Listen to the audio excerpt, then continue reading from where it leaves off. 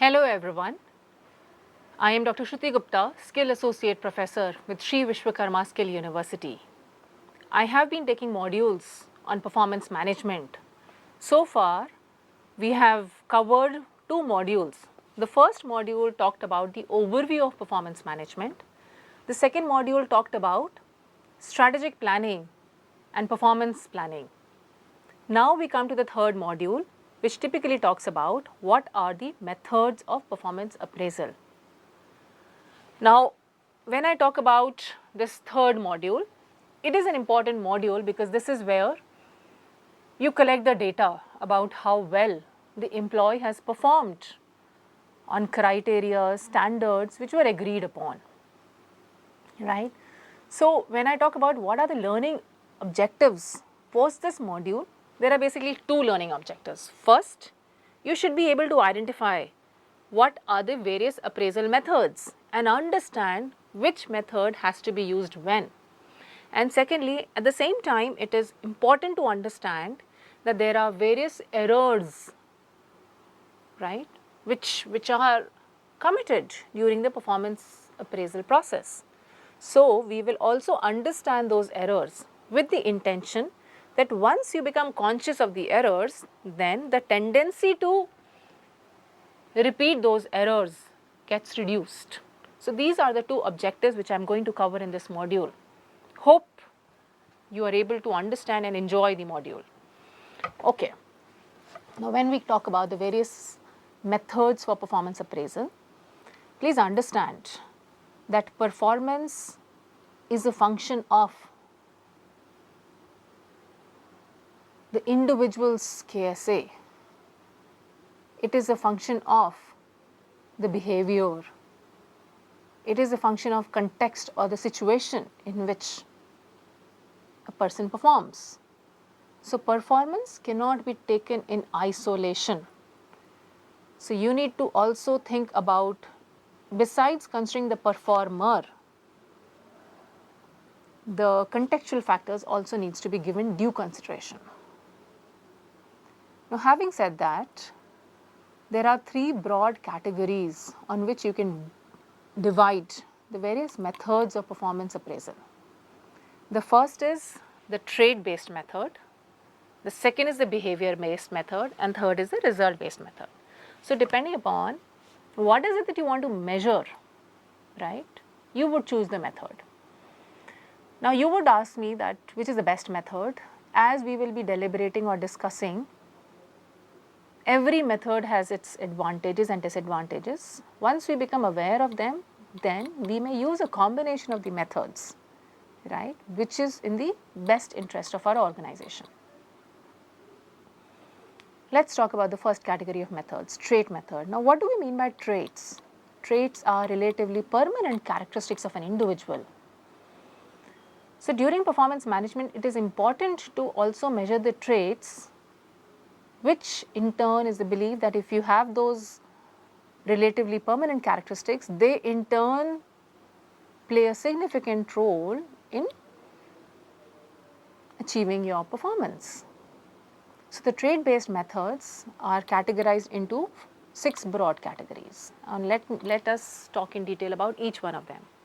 The first is the ranking method, now also known as the alternation ranking method.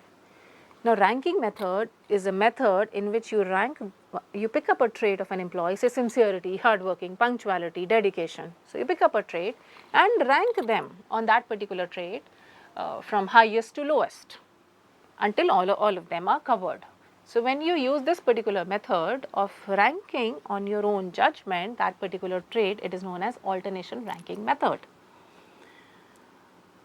An advanced version of the alternation ranking method is the paired comparison method. Now, paired comparison method is when each employee is being compared with the remaining employees on that particular trait, and then you assign a plus sign if that employee performance is superior with the others, and a minus sign if the other employee was better as far as that particular trait is concerned, and then you total all those plus and the minus. So, that method, that trait based method comes under paired comparison method. right? Because you have literally compared each with the remaining. The third trait-based method is the forced distribution method. Now, forced distribution method is similar to a bell curve, wherein, or it's a grading, wherein you've already, you're forcing everyone to come into that bell curve. Now, bell curve method was the most frequently used method earlier, but now most of the organizations are challenging this. So, forced distribution method would actually, bell curve would mean that 15% you give it to very high performers, 20% average performers, probably high average performers, 30 to 35 on an average performers, 20 low performers, and 15% poor performers. So, in a manner that all of it is distributed over a bell curve, or which you call it as a forced distribution, right? The fourth one is a graphic rating scale, a scale wherein you have a scale which talks about the extent to which you agree with that particular trait and rank them on a graphic rating scale. So, most common one which we use, that's on a Likert scale, right? So, each employee is rated onto a particular scale as compared to that particular trait. So, that is known as a graphic rating scale. The fourth one is a mixed standard scale. Now, it is mixed standard scale would actually talk about it similar to other scales, but therein you ask whether the person was better, equal to the performance, or less worse than a particular standard, right? So, you identify a standard and then you ask. So, that is known as a mixed standard scale method. So,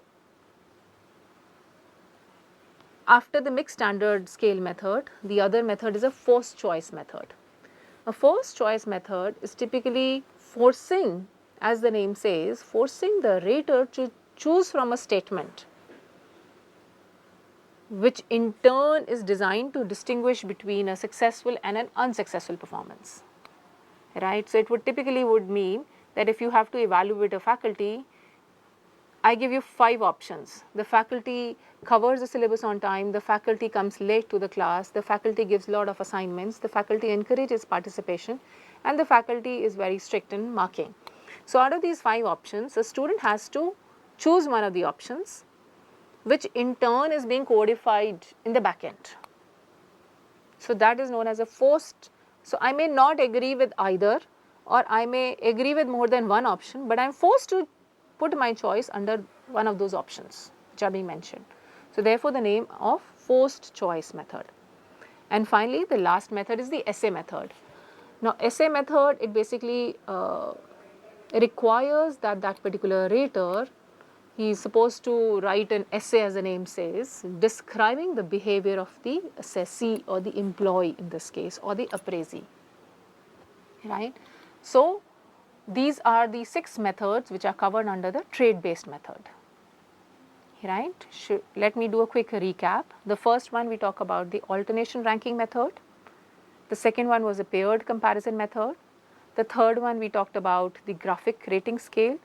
The fourth one, we talked about forced distribution. Then we talked about a mixed scale, and then we talked about essay method, and also we covered the forced choice method. So, these are the various trait-based methods which we talked about. Now, after the trait-based method, now a person may possess certain characteristics, but possessing those characteristics may be an indicator that the job will be done well, but may not be a proof that it would be done, right. So, which means that other factors other than trait should also be considered. Another reason why you can't just depend on the trait-based method is traits, like I said earlier, are relatively permanent characteristics. Now, if they are permanent, even if you measure and you can't change them, right, then you can't invest too much of time on that. So, the other category or criteria to evaluate or assess a candidate's or an appraisee's performance is using the behavior based method.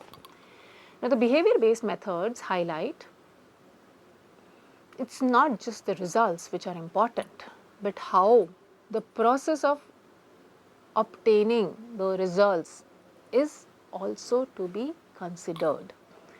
So, when we talk about the behavior based methods, there are, typically speaking, four methods which come under this category. The first one is the critical incident method. The second one is the behavior checklist. The third one is behavior anchored rating scale. And the fourth one is the behavior observation scale. So, let us talk about each of the methods in detail. Coming with the first method, the critical incident method. The question comes, what do we mean by critical incidents? A critical incident is an event, an unusual event which either denotes a superior performance or an inferior employee performance in some part of the job. So, why a critical? Because they are considered to be very important, which in turn is very crucial for the job. For example, if we are trying to talk about a performance appraisal of a salesperson, right? So, a critical incident might be closing the sales, the process being adopted to close the sales, right? The extent to which the queries of the customers or the queries of the customers were being addressed amicably by the salesperson. So, that is a critical incident. So, critical incident typically talks about maintaining certain events, right, which denotes either superior performance or an inferior performance in some part of your job. So, if we talk about teacher, you all as student would agree that there are certain critical incidents that a teacher, which denotes whether the superior or the inferior performance of that teacher, right, in terms of coverage of the syllabus, encouragement of the participation, and the list goes on.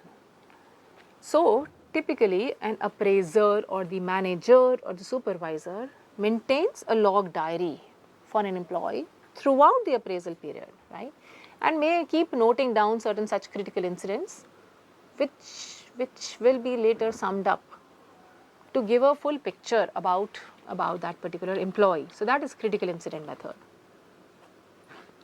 The second behavior method is the behavior checklist method.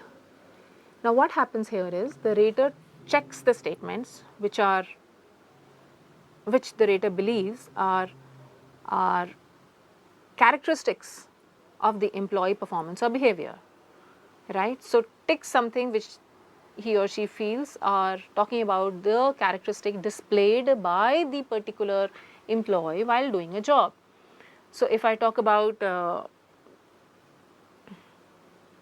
the salesperson entertains, all the customers in the given span of time, maybe one of those behavior which may be used in the behavior checklist. So, a checklist would talk about set of behaviors and then you tick on that behavior which is applicable for that employee. Now, let us talk about the third one, BARS, or the full form is behavior anchored rating scales. Now, when you talk about behaviorally anchored rating scales, it is a combination of two methods. It is a combination of critical incident, which talks about those critical incidents, critical behaviors which are important, either they are crucial because if not performed will make your job a failure or if performed will make your job successful, and the graphic rating scale which converts that into a scale. So, what typically it talks about? It talks about creating a vertical scale and then defining each scale with the behavior characteristics, which in turn are something which are considered to be critical. To give an example, suppose a firefighting employee, an employee who works in a municipal firefighting company is being appraised on the basis of BARS. Now, first what is important is you identify certain critical behaviors. Now, what are the critical behaviors? That is that firefighter able to sense fire and take adequate decision. Does the firefighter knows about basic hydraulic functions? does the firefighter assess the entry and the exit point? Now, after you have identified that these are critical behaviors which needs to be displayed by firefighter, then you convert that into a scale. So, probably a firefighter may be given a scale of 1 if the behavior displayed by the firefighter is that the firefighter will not change the strategy in spite of various signals that accelerates that fire is present in that particular area. And the highest point of say 7 may be given to a firefighter who is able to sense fire when nobody else can. So, what has happened in this behavior anchored rating scale is you have identified the critical elements which are crucial for that particular job and then try to convert that into a scale, right? And then the last method in the behavior category talks about the behavior observation scale. The behavior observation scale typically talks about that how frequently did you resort to this particular behavior. So, did I sense the fire 80% of the time and only 20% I did not. So, the behavior observation scale is going to map the frequencies in it. So, it is not so that that particular behavior is shown consistently and is not just shown once or twice, right. So, the second category of the behavior based methods, we covered methods like critical incident method, then we talked about behavior observation scale, then we talked about behavior anchored rating scale, and finally we talked about what else did we talk about? Behavior observation scale, the checklist method, right, behavior checklist method. So, these are the 4 methods which we covered under the behavior methods. Now, see, imagine a person had the traits to do a job well. A person displayed the best behavior, but what if the person was not able to close a deal, right? So, which also emphasizes the fact that we also need to know certain result methods.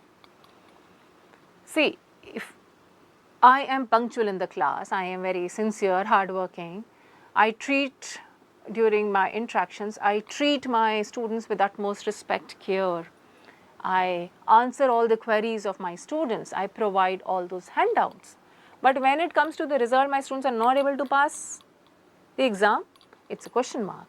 So, in addition to the traits and the behavior displayed by the employee, it is also imperative to show, to identify the extent to which the employee has contributed in achieving the results, right. So, again, so there might be a lot of some quantitative aspects, which is again a very important element of your performance measurement. Sales for a sales manager, number of patients handled for a doctor, number of classes conducted for a teacher, now it may vary, but these are quantitative measures which actually link the employee performance to directly to the organization's profit, I would say, or growth, right. However, a word of caution here, whenever we choose such productivity measures, we need to look at the bigger picture and not just focus on the short term goal. For example, if I am just looking at this batch placement and judging my or a teacher's performance on the basis of that may not be a very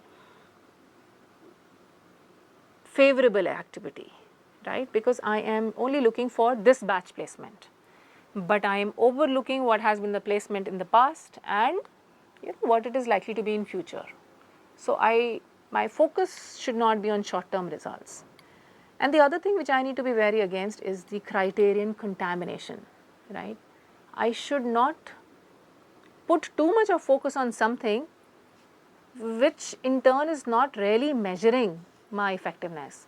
See, if every time my performance is being highlighted by how many hours am I taking to teach and not emphasizing on the quality of the sessions may actually lead to criterion contamination. So, my endeavor would be, to take maximum hours whether my students understand anything or not. Or for a salesperson, if you only focus on how much was the sales per month, irrespective that are there any complaints or are there any grievances of the customers, I think that would lead to criterion contamination. So, a word of caution here. Of course, the productivity measures are important, but you need to, choose them in a manner that they are not,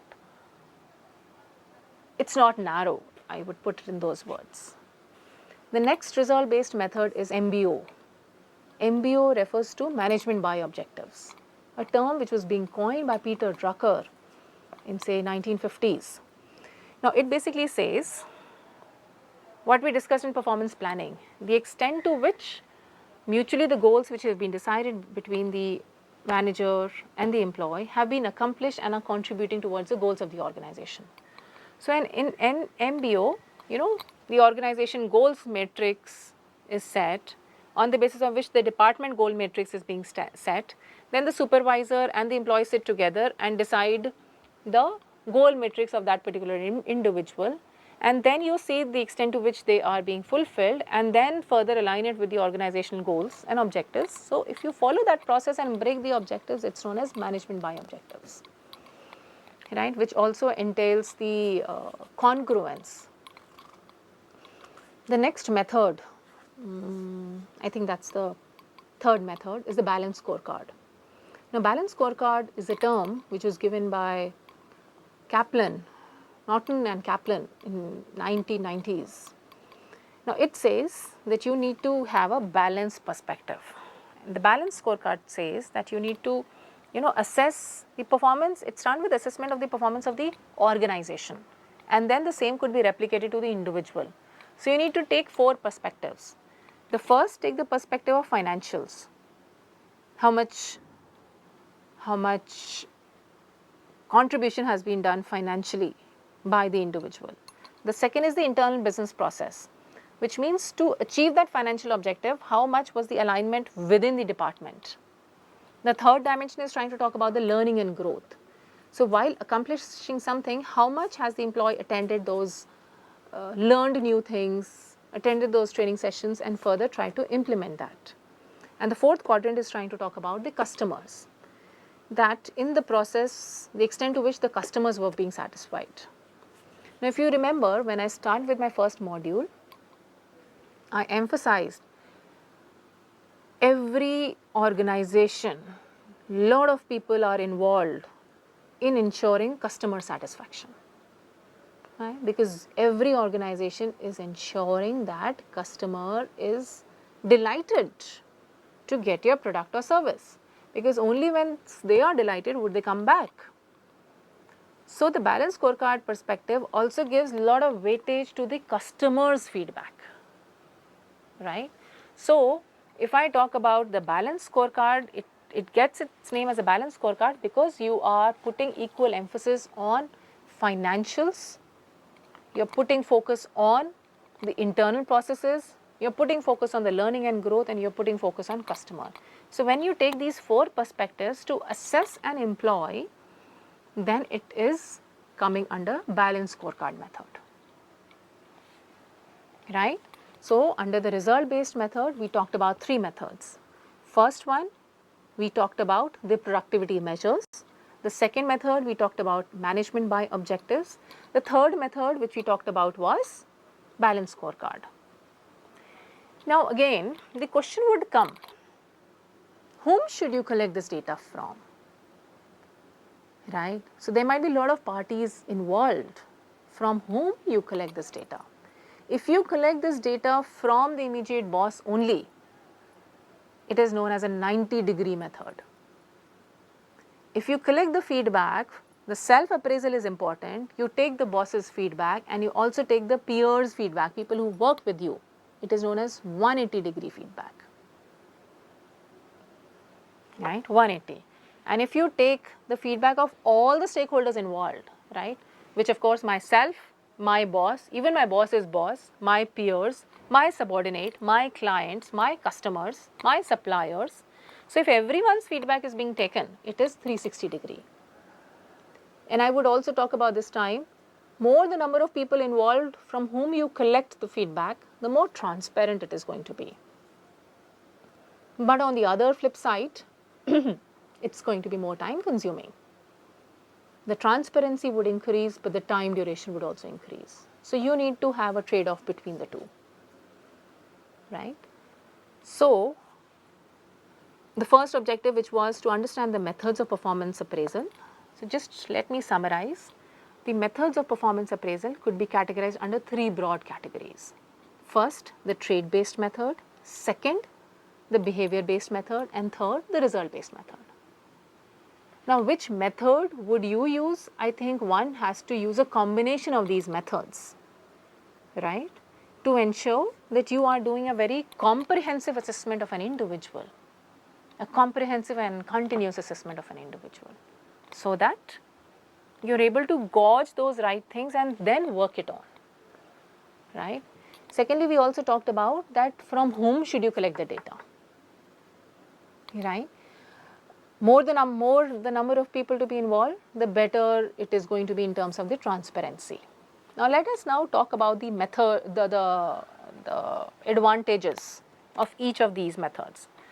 When we talk about the first category, the trait-based methods, the advantage, of course, they are inexpensive.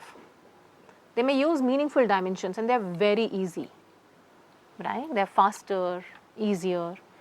But nothing comes with only advantages, right? It also has certain disadvantages. The disadvantages is they have a huge potential for rating errors. Now we'll talk about certain such errors or all the errors in the next part. So because a lot of subjectivity is involved, so they have a high potential for such high rater errors. Now there might be also time, they may not be very useful for the employee counseling because the traits are there, right. And like I told earlier, because they are relatively permanent, you may not do anything to change them. So that is the problem when you have only trait-based method, which is why we discussed that you are also supposed to look at the other dimensions. The second category, when we talk about the behavior-based methods, the advantage, I would say that against the trait-based, they are more concrete, right, because they use specific performance dimensions. They seem to be acceptable, which was decided during the planning phase between the employee and their supervisors. So hence they could be also used in providing feedback, right. For example, a salesperson could be shared that while you were closing the deal, you resorted to a very aggressive behavior, right. So they definitely may be used to provide a feedback, and of course you can use them for various decisions pertaining to promotions or reward. However, they also have certain disadvantages. Why? Because they might be slightly more time consuming, unlike the trait-based method, which do not consume too much of time. And therefore, you need to invest time to identify those critical behaviors. And again, they may also have some scope for the errors, the same errors which we also saw in the trait-based approach, right. And you will understand that these errors, because they are human errors, some of them could be reduced, but you can't remove them altogether. Now coming to the third category, which was a result-based approach, of course, it's most objective because results, they are in front of you. How many students passed, how many students got the placement, right? So the marks they got, the placement they got, so all of these are very concrete aspects. So this is the most objective method. Again, the results are acceptable to both employees as well as the supervisor. They jointly agreed, and it is visible, again I would say. And these results, you can link those results with the organization performance. So I can say that the result which my students got, right, has definitely contributed in the overall result of the university wherein everyone has passed, right. The result approach, because they are transparent, they encourage, good relations and could be based directly for your promotions. So if I have been a great performer, right, so I need to be compensated adequately. So result based approach definitely are very concrete, very objective, and can form a great basis for administrative decisions. At the same time, they are also having some disadvantages. The disadvantages are in terms of they are very time consuming. You need to wait, right? At times, results may focus on short term perspective, right? Just to ensure that my work is done, I may only look at the shorter aspects. And like we talked about in the productivity based methods, you can contaminate certain criteria. You may try to put too much of emphasis, and then people may resort to unethical means, right, to ensure that those numbers are met. So, a word of caution has to be used when you use a result based approach only. So, therefore, like I told earlier, probably a combination of all these three approaches while designing a performance appraisal form may be a better endeavor. I urge also all of you to go through some of the performance appraisal forms which various companies use and categorize them into, was it a trait based method, under trait based method was it a graphic rating scale, or was it an essay method.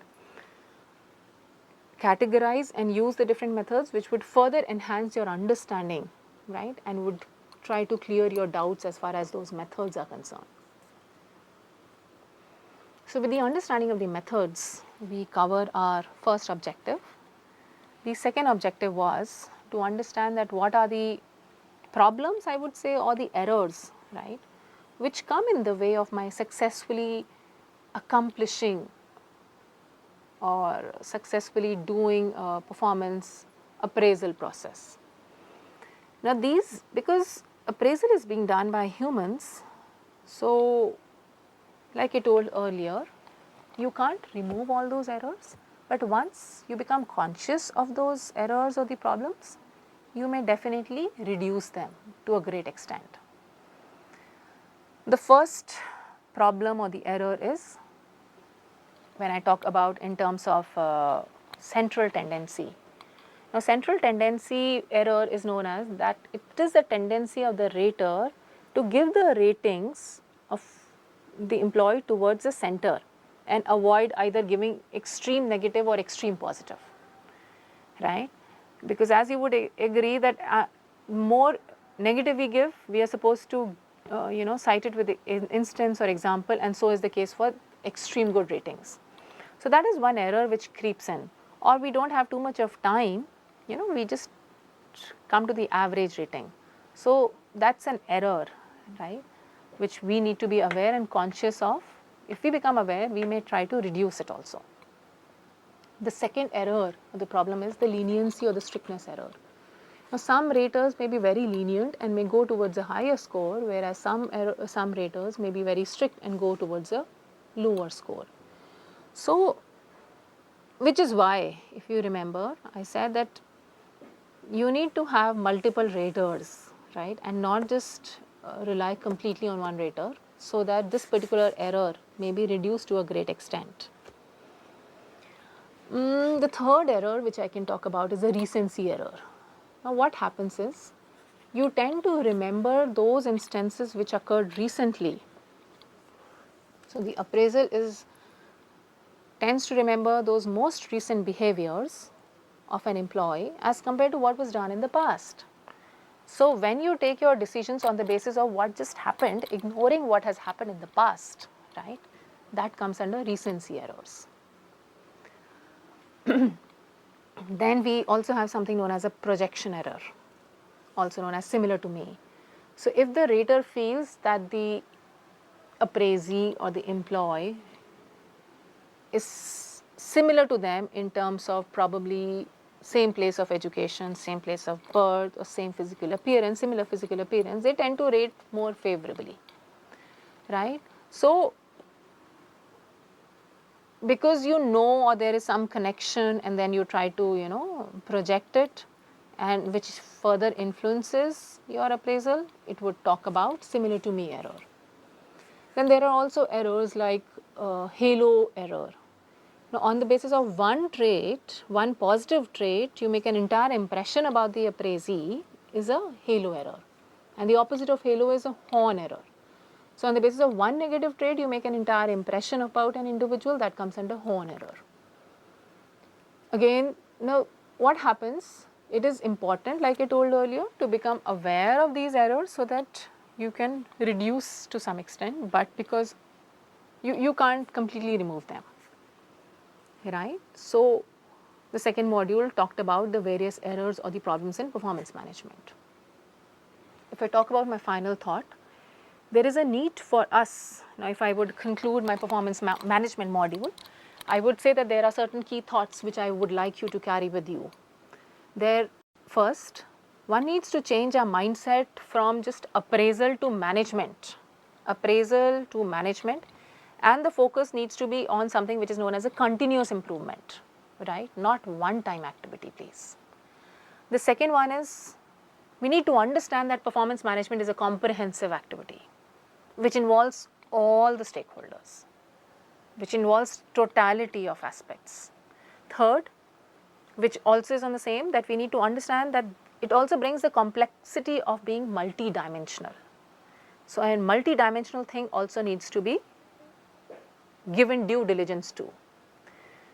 The next final thought I would like to carry with you is, it is important to allocate adequate time and put it in the calendar, because it is an important activity which cannot be compromised. So, technology could be used to support the work, and it is important to do it continuously and not just get disheartened over one or two cycles which may not have been very successful. So, in the end, I would like to say that performance management is not a technique, it is a philosophy, it is a mindset which talks about a participation and, taking in a holistic multidimensional phase, being it a continuous process to uplift the individual, which in turn helps in improving the organization's productivity.